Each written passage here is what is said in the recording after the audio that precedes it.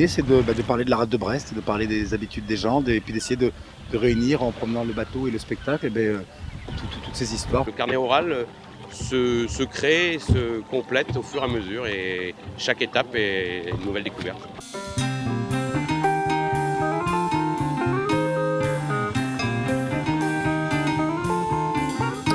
C'est pas commencé le spectacle, rassurez-vous, sinon ce serait bien, je vous vois déjà à moitié affligé. C'est vraiment un spectacle qui parle du présent, du moment et du moment réel qu'on vit avec les gens. Moi c'est Ronan, et vous?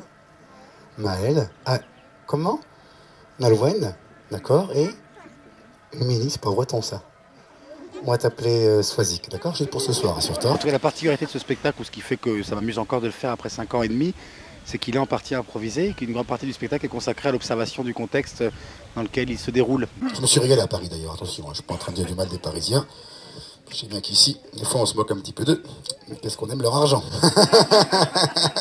Sans eux, franchement, je me demande bien de quoi vous vivriez. Alors, oh la Marie-Lésique, c'est beau.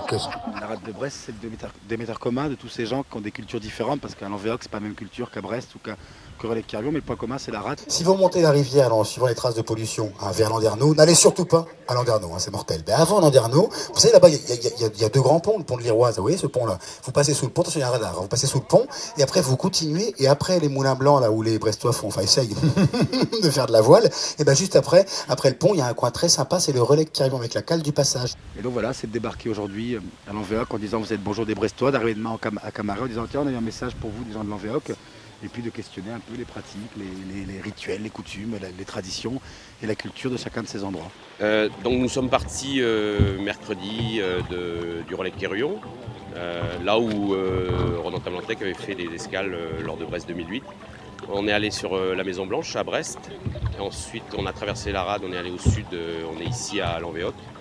Et demain nous partons sur Camaret. Et nous finirons donc dimanche pour un grand final sur la plage de Penantrang à Guipava.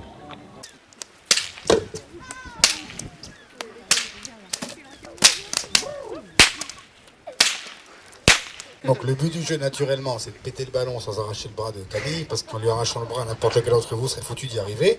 Les enfants, n'ayez pas peur. Vous connaissez Camille, Noé et Quentin? Vous ne connaissez pas? On fait pas ses têtes alors, on s'en fout. Tant que ça tombe pas sur quelqu'un de la famille, hein? Ok. Préparez l'ovation, je vais le faire, je vais compter. Chut, Charlène, ça n'est que le président de Plaisancier de Lanvéoc, c'est pas non plus, c'est pas grave. 20, ne faites pas, 29. Bénardette, une ovation, s'il vous plaît, pour le président des Plaisanciers de Lanvéoc.